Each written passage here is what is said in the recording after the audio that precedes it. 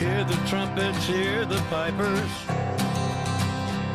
100 million angels singing.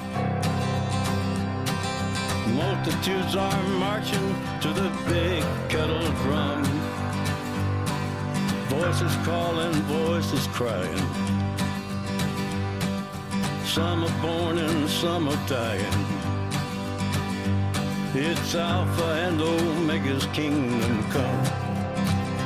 And the whirlwind is in the thorn tree.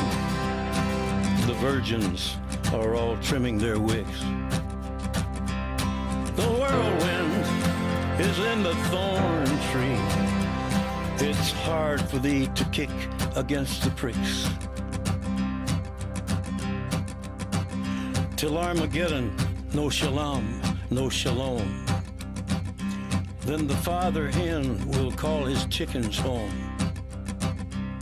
The wise men will bow down before the throne, and at his feet they'll cast their golden crowns when the man comes around. Whoever is unjust, let him be unjust still. Whoever is righteous, let him be righteous still. Whoever is filthy, let him be filthy still. Listen to the words long written down when the man comes around. Hear the trumpets, hear the pipers, 100 million angels singing. Multitudes are marching to the big kettle drum. Voices calling, voices crying. Some are born and some are dying. It's Alpha and Omega's kingdom come.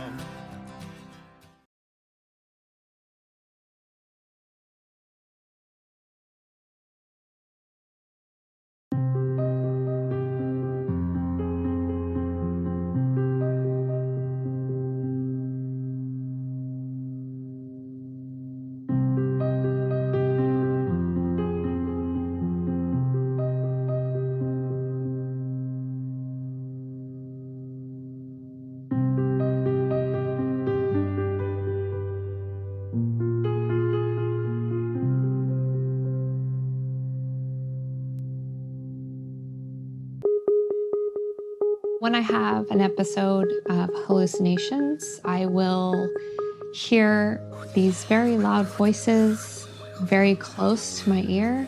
It's almost like a whisper, but it's loud.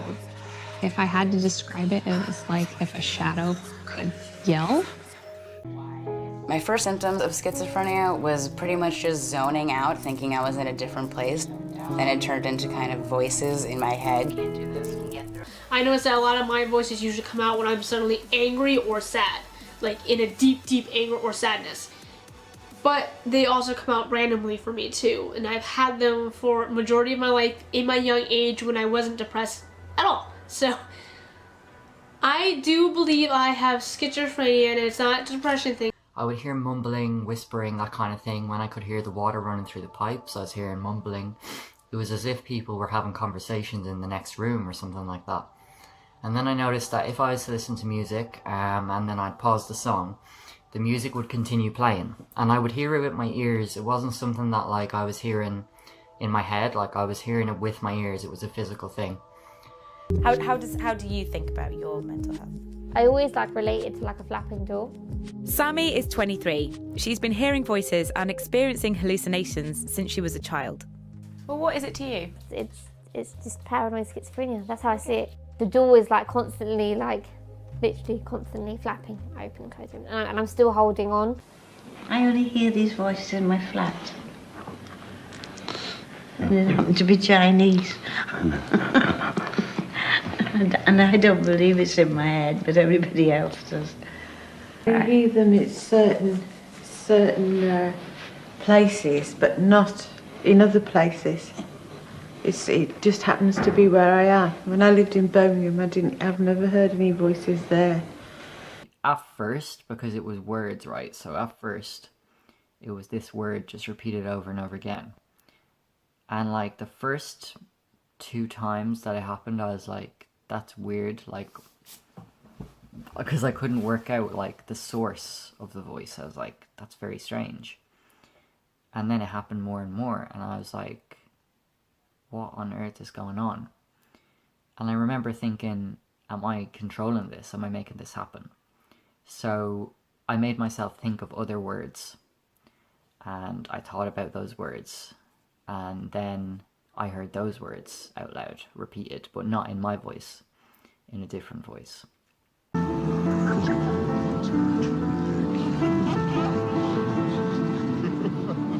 I hear, sometimes I hear voices, I hear names that are talking to me, but the voices don't have names. I don't hear the voices. I don't know what the voices mean.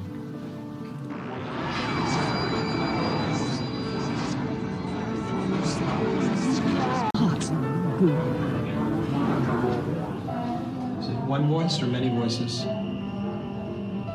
It was several. Men, women? I often notice people going into telephone booths and talking, and then I began to hear voices that I thought were like calls being made to me. I believe it's coming from somewhere else. One of the things we noticed was that many people who hear voices are advised by traditional psychiatrists that they should ignore those experiences, that those experiences are meaningless. And this seems to increase people's anxiety about the voices.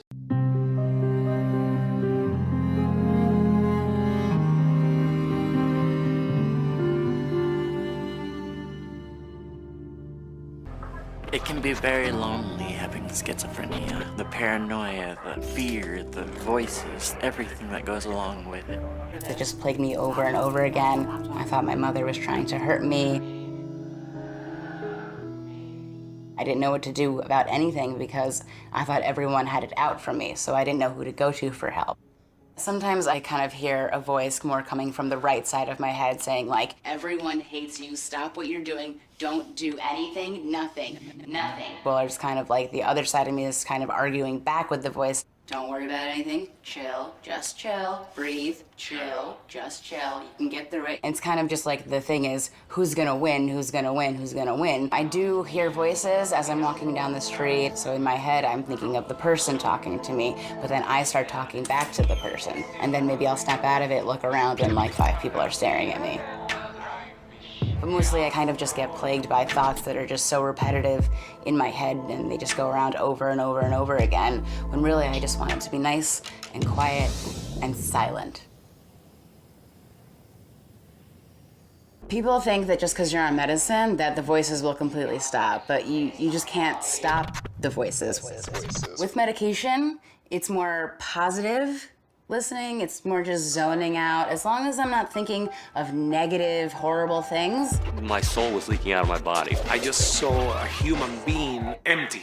I'm good. So you can't turn the voices off, you can just make them to what you prefer to hear. Normally a person would not forget something that is as traumatic as some of these voices can do or say to you. There's like maybe over 10 and they all talk at the same time. Always at the same time. And I remember when I was walking there, all the cars that were passing me kept saying, you're a dead man, we're going to kill you. We're going to shoot you, watch out, we're going to shoot you, stuff like that. Every time a car went by, I'd hear voices coming from the car. And I heard a woman's voice this time saying that there was a bomb on the tube. And I was hearing these voices for about a week or 2, I can't really remember, before I was admitted to hospital for 2 weeks. And I was put on medication for the first time, antipsychotic medication for the first time. What happened to me in prison was basically towards the end, my characters just started to change. I used to believe that my thoughts was leaking, like literally leaking out of my brain, and people could hear my thoughts, kind of thing. That's like hearing voices and things like that. Like that's when it was a lot. Like I used to hear a lot of voices, like people saying, we can see you, we know what you're up to. I used to think that the officers were plotting against me, like they were trying to stop me from reaching like somewhere that I wanted to go, because I wanted to be transferred from the prison. But I thought they knew my plans. I thought they knew everything in detail of how I'm trying to go about it. So I thought everything, there was no such thing as premeditation for me anymore. I thought everything was laid out already, like they knew. So everything I was going to say, they knew, kind of thing. So I felt naked. That's the word that I would express. But yeah, I had really bad paranoia, and I've made a video about that before, but I might make another one. So as far as that goes, I thought that people were talking about me when they weren't, which kind of relates to social anxiety. Social anxiety involves a lot of paranoia too, so that didn't help anything. But yeah, so I would think that people were saying stuff about me, or even saying words that they weren't really saying. So basically just auditory hallucinations. The other early warning signs I had, apart from hearing voices and stuff, I guess I didn't want to be around people, like, at all. And I'm kind of like that as a person. I like my own company, but also it was a bit weird because it was even people that I really liked, or my friends or my family and stuff. I just didn't really want to talk to anybody. I was very sensitive to noise. I remember that. I was very sensitive to noise, where, you know, I would have to take the batteries out of my clock because the ticking sound was driving me insane. And more strange thoughts kind of started just before, a few days before I was admitted to the hospital. I would think that other people knew I was thinking about them. Like, if somebody came into my head, I would think they knew I was thinking about them. Then the scary thing happened. I was on a plane back to London from Dublin because I'd visited my family or something. And the voices were saying, you're going to make the plane crash. You're going to make the plane crash with your own thoughts. There's a bomb on the plane. So I went to my university mental health advisor. I told them, look, I'm hearing voices. They were asking me about my thoughts. I was telling them the kind of things I was thinking, worried about being shot, worried there was cameras, worried my thoughts could make things happen.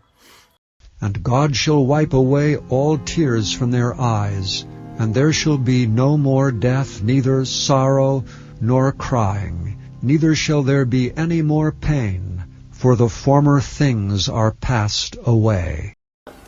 They got really bad also when I actually started first dating Zach.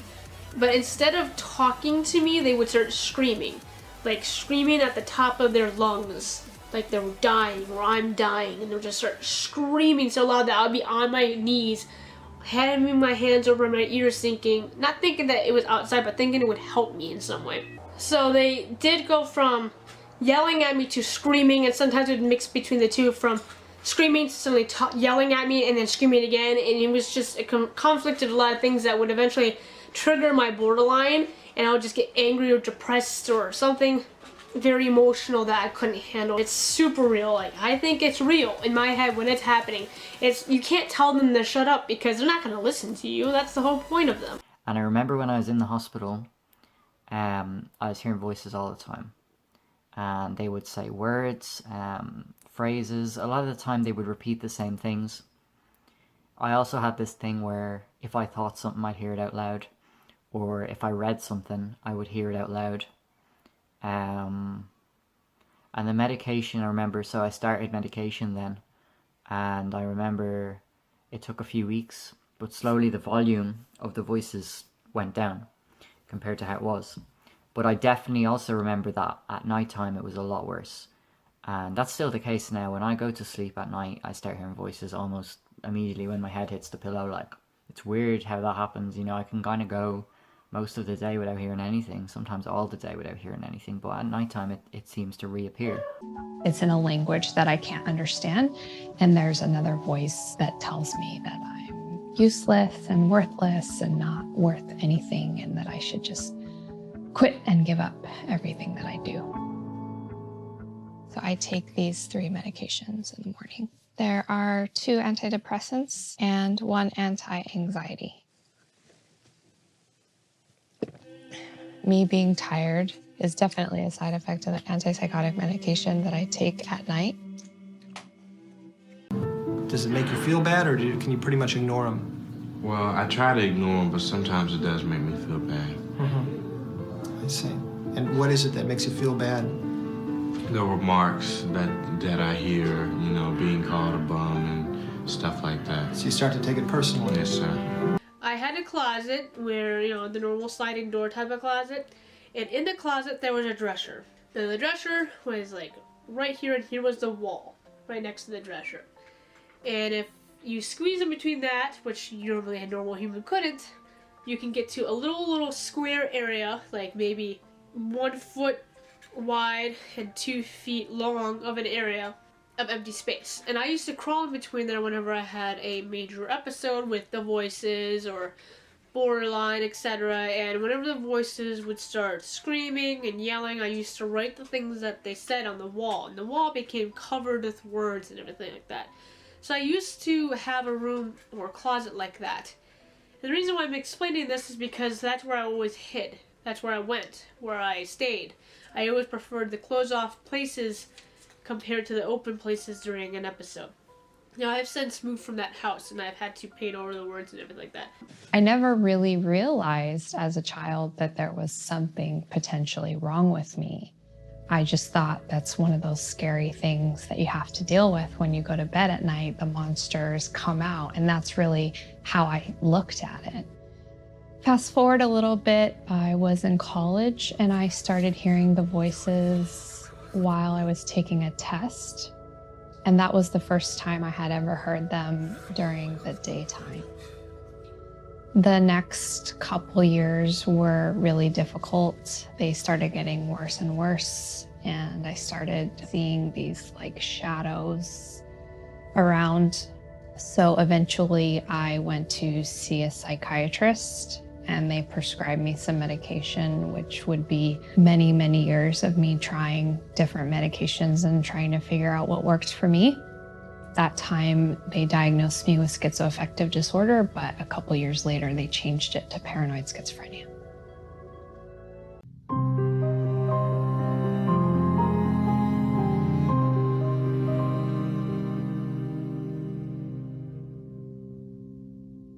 This is the one that's not done. So these ones are a lot less scribbled because this is back in 2017 when I stopped writing so much and kind of focused on like screaming instead. When my borderline started getting worse and worse. So instead of scribbling, I was just screaming at the top of my lungs and yelling, and I locked myself in my closet and I tried fighting it that way. And so, like I was saying, instead of focusing on like scribbling when I was hearing them, instead I focused on writing and drawing and yelling my feelings out.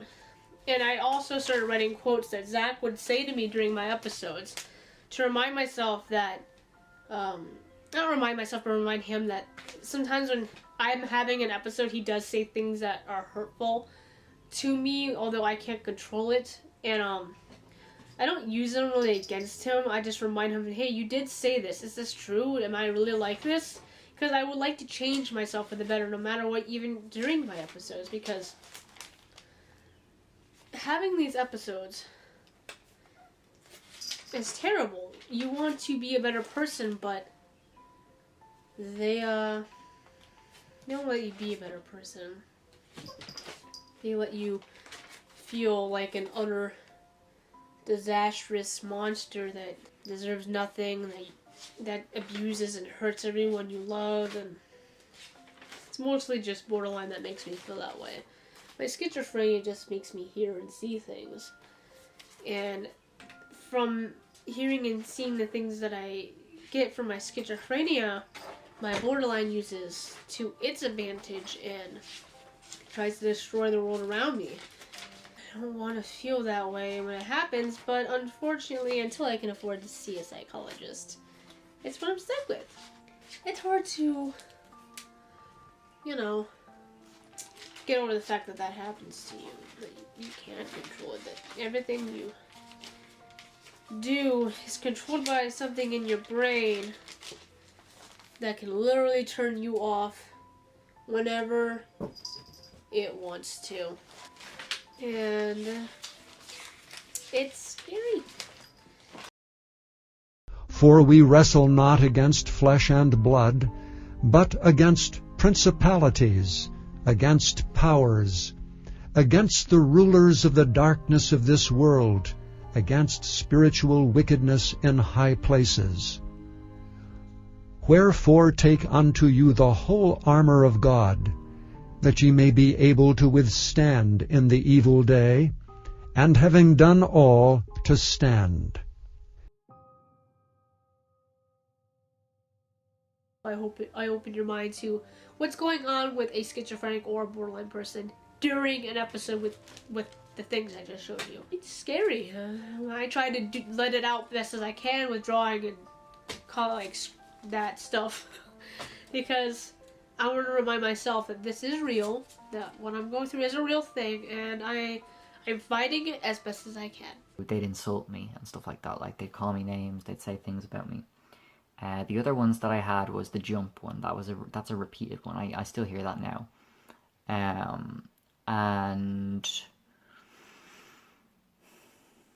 Then I have like words and phrases. Like some of them are quite random. So the ones I hear at night time, I might hear very, very, very random phrase. Just kind of like somebody opened up a dictionary, picked a load of words and just stuck them in a sentence and said that to you. That's kind of what it's like. And then the other ones I repeated the same phrases, repeated over and over again. And sometimes I would have the urge to repeat some of these things out loud when I hear them or when I perceive them, when they have them in my head or whatever, that I would repeat certain things out loud. It's more like a compulsion, like a tic or something. The sentences wouldn't even have to be long. It might just be a sentence with 3 or 4 words in it. Or they'll say stuff to me sometimes, like, I don't know, say for example I pick something up, I might hear put that down, or stuff like that, you know. Generally, if you are hearing voices, you're not going to be mentally stable. Just that comes with the territory, so it's not a good situation to be in.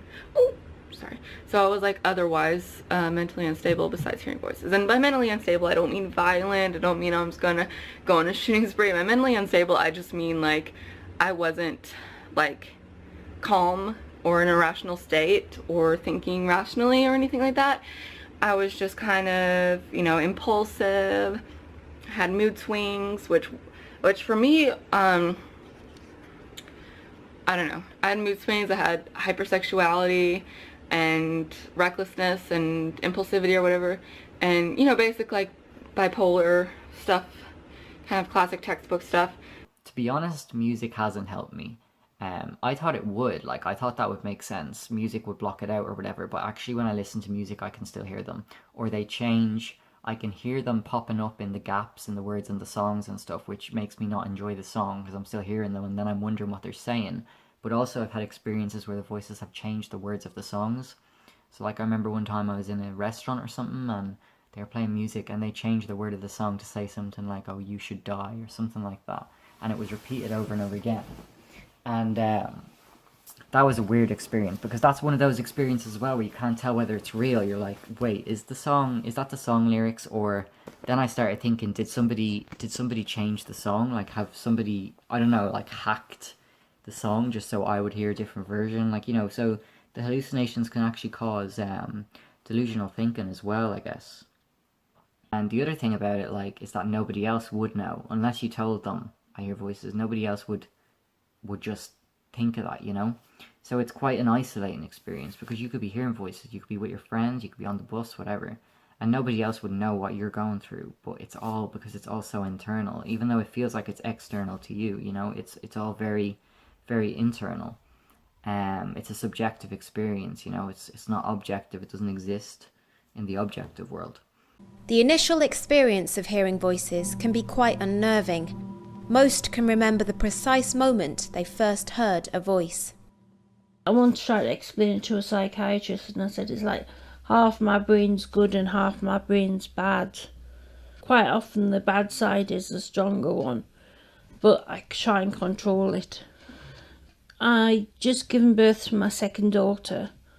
I had postnatal depression, which people hadn't picked up on. And when she was 6 days old, I became very ill and tried to basically kill myself. So I ended up on a mother and baby unit with my youngest daughter. At first I didn't really notice it because I was feeling so ill otherwise. And then gradually it kind of crept up on me that I was hearing things in my head, and I couldn't work out why I was hearing those things because they weren't happening in real life. I started experiencing some issues about 10 years ago. I was sort of 21 at the time, and I was spending a lot of time by myself, and I wasn't really doing that well on the whole, and I started to hear voices basically, and it sort of culminated in a hospital admission, and then over the last few years I've kind of been in and out of hospital. And when I first heard the voices I was scared stiff. I mean, thinking back, you know, to like when I was first ill, obviously you're sitting there and all of a sudden you hear somebody saying, "You fucking bastard, why did you do that?" And you know, you're sitting there thinking, where'd that come from? And it would just generate further and further, and you get frightened because you hear this voice and you think, well, there's nobody else in the room, you know, what's going on? You know, like we're sitting here now, and I'm hearing voices when I'm sitting here talking to you. But the good voices that I can hear at the moment, you know, they're saying, tell them the truth, Anne. Tell them how you know, whatever you say, they're not going to be upset. The other thing I would say to people is to tell the voices to go away, to shut up. You know, come back at 4, you know. Come back at 4:30, I'm busy now, you know, you can't do it. I don't think they notice all the time. But I mean, but just doing that, just actually owning the experience, they're saying, well, okay, no, look now, you know, I've got guests here, you know.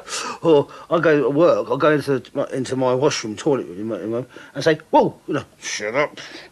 You know, I've got someone from social services here now. It's not appropriate to, you know, not right now, thank you. But sometimes I do talk to them, and I talk them down, if you know what I mean.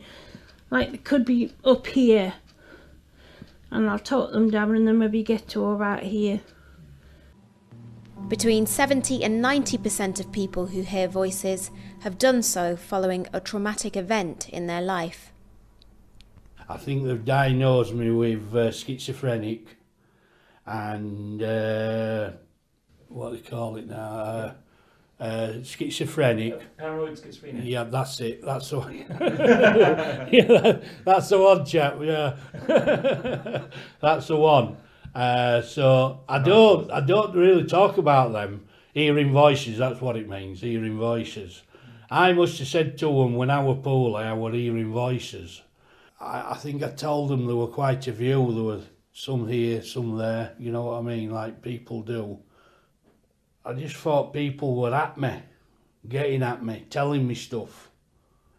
And I used to say I wish I'd go away. There were no signs, it just came.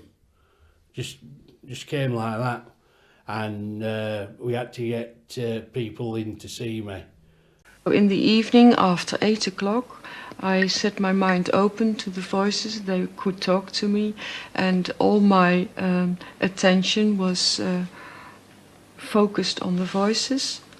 They could talk to me until I went to bed, and then the effect of that was that they wouldn't bother me anymore so much during the daytime. I could do my, well, normal things during the daytime and take care of my household and my children. Sometimes I can laugh and joke about it, but other times it does get on you, gets you down.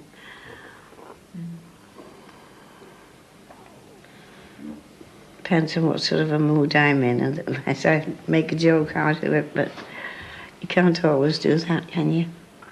Have you got the voices all the time, or does it come and go? Yeah, but I can tell my voices to leave me alone until I'm ready to speak to them. Yeah. Which I tend to do at night. Yeah. For about an hour.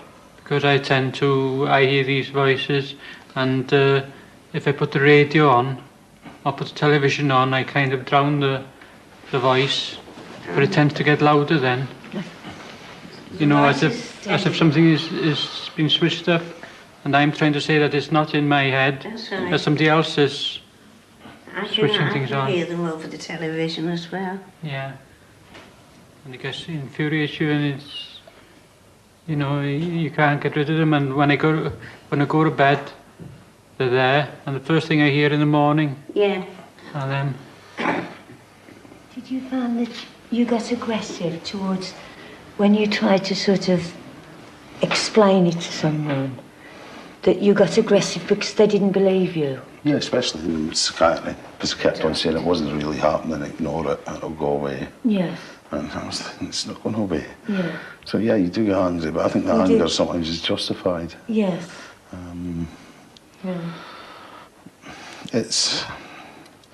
I think to deny anybody's experience is bound to create anger. I'd hear someone call my name, or I'd hear the phone ring, or I'd hear someone at the door.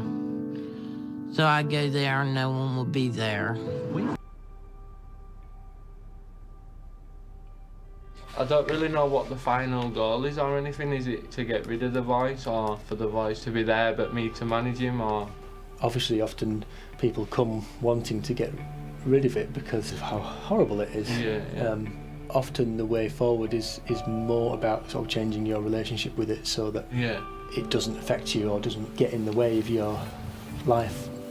I am a bit wary that it's a massive battle. It's like a constant battle.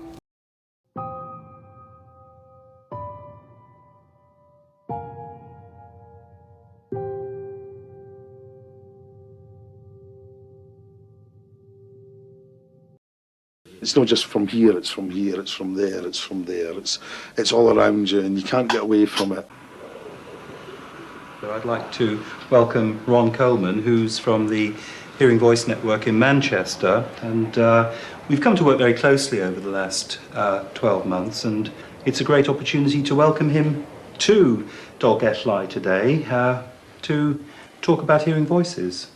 Thanks, Ron. What we're going to do is we're going to let you see what the voice hearing experience is like. Us voice hearers don't need to do this because we know what it's like. Right? And how we do it is we split into threes. Two people talk to each other and one person plays a voice. Gets up close to the ear and starts saying things. He's lying to you. He's lying. Turn away. Look behind him. Would you know it's wicked? You're going to do something wicked. What did you do when they were young? She's not doing you any good. She's silly. Yes, don't take any notice of her. It's very difficult to concentrate. It is extremely difficult. I think he's had enough. Because we're actually needing to do a certain amount of work in that meeting. We can't actually contract the business. Now put yourself in that situation where it's not one voice you're hearing, it's 2, 3, 4, a multitude. And it's not just for a minute or two. It's going on all day. What are the consequences of that? Let's start with your feelings. Well, how would you feel? Very confused. Right. Confused? Frightened. Fear? Angry. Yeah, you get angry. Yeah. You were quite angry, weren't you, at one stage, yeah? You get angry about it. Victimised. Victimised, yeah. Now, if you're feeling victimised, what can that lead to? Paranoia, right. Yeah, you think you're off your tree. Don't you? You think you're mad. It's a natural response. You're hearing voices, there's nobody there, you think you're off your tree. Okay. That list that we've got.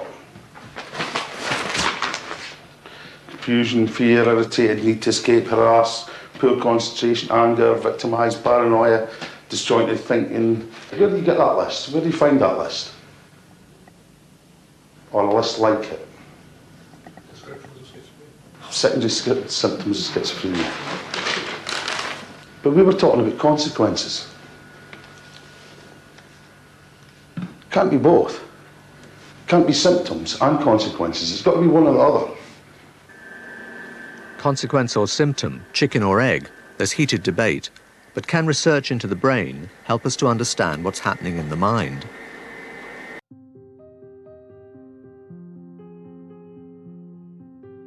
For though we walk in the flesh, we do not war after the flesh. For the weapons of our warfare are not carnal, but mighty through God to the pulling down of strongholds, casting down imaginations and every high thing that exalteth itself against the knowledge of God, and bringing into captivity every thought to the obedience of Christ. I had a situation where I could feel my schizophrenia creeping in on me when I was with a group of people. And this, this is actually a good message to people, my family and my friends that will watch this, because I don't talk about my schizophrenia with people. I will not sit there and tell you my symptoms. I will not sit there and I will not tell you anything, because I'm not at that stage in my life to tell anybody when I'm feeling a certain way. Situation where I was with a group of people and I wanted space alone because I could feel my schizophrenia kicking in. I could hear them little voices. My smell senses were starting to go a bit crazy. I could smell vomit, and people were talking really loud. They're talking about things that reminded me of certain things, and it was totally putting me off. And it was my birthday as well, so this is even worse. My group of friends, I'm going to go sit in the other room and have a breather because I'm losing my mind right now. Like, I need to be by myself. A lot of people interpret that as being upset. Well, I need attention. I don't. I'm the type of person, if I want attention, I'll stay in the group and I'll make sure, and I'll cuddle with someone if I want attention. If I don't want attention, I will zoop to the other room and be by myself, because I know myself, I know my temperament.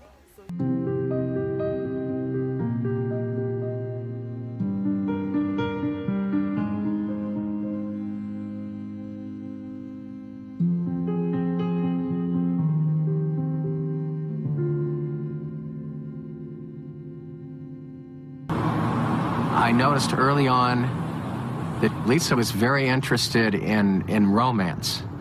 And I saw her go through some very painful rejections. She met a guy. This was just before Christmas. She took off with him on a bus. She was gone for a week. We had no idea where she was.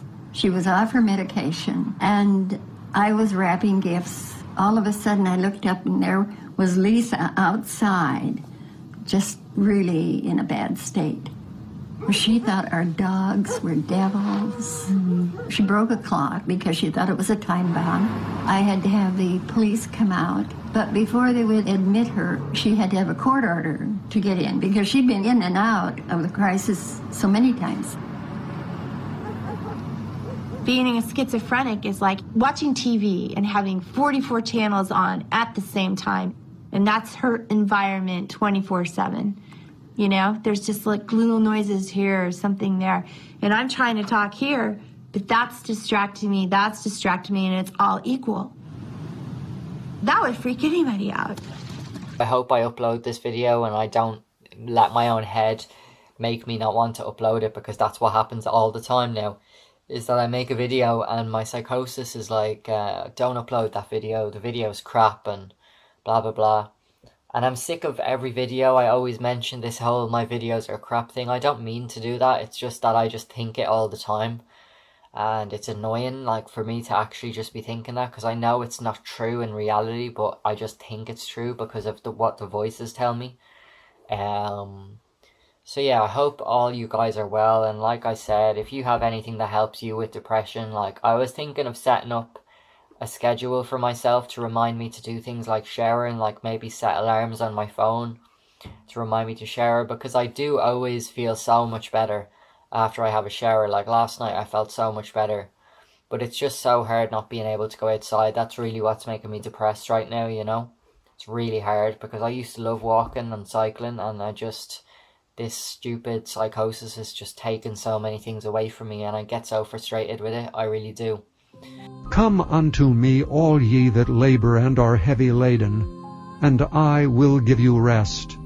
Take my yoke upon you, and learn of me, for I am meek and lowly in heart, and ye shall find rest unto your souls. For my yoke is easy, and my burden is light.